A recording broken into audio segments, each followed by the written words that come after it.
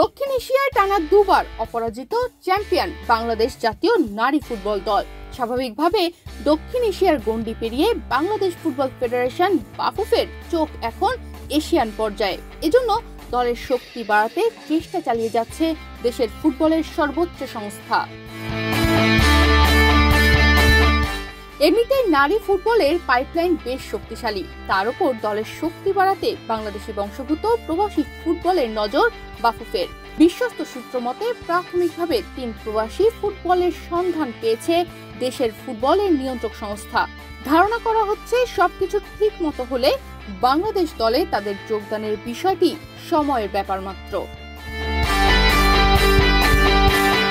প্রধান কোচের সঙ্গে দ্বন্দ্বে জড়িয়ে বিদ্রোহ করছেন জাতীয় দলের সেরা 18 ফুটবলার।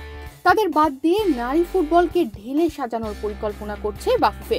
ফলে দলের শক্তি যাতে খর্ব না হয়, এজন্য প্রবাসী ফুটবলের মনোযোগ দেশের ফুটবলের সর্বোচ্চ সংস্থার। বাংলাদেশি বংশোদ্ভূত 3 নারী ফুটবলার দ্রুতই যোগ দিতে পারেন জাতীয় দলের ক্যাম্পে। এদের মধ্যে সুইডেন প্রবাসী অনিকা রানিয়া সিদ্দিকি অন্যতম। আক্রমণভাবে এই ফুটবলার সুইডেনের শীর্ষ ক্লাব আইএফ ব্রহ্মপোস্কর্না অনূর্ধ্ব-19 দলে খেলেছেন।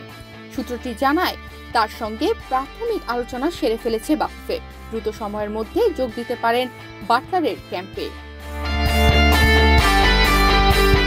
তালিকার পরের নামটি শায়লা মদিন আহমেদ।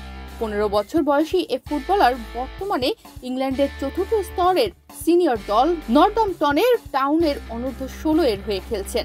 শায়লার সবচেয়ে ভালো দিক হচ্ছে অ্যাটাকিং মিডফিল্ডার ও স্ট্রাইকার হিসেবে খেলতে সমান পারদর্শী। তালিকার পরের নামটি আরো বড়। গত মৌসুমে ইংল্যান্ডের 4র্থ স্তরের ক্লাব এফসি ইউনাইটেড অফ ম্যানচেস্টারের হয়ে খেলেছেন জহুরা আক্তার।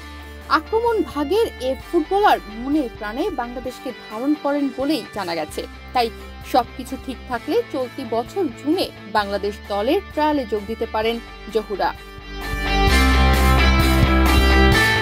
আনিকা, শায়লা ও জহুরা এ 3 ফুটবলারের পরিবারের সঙ্গে কথা চলমান রেখেছে বাফুফে।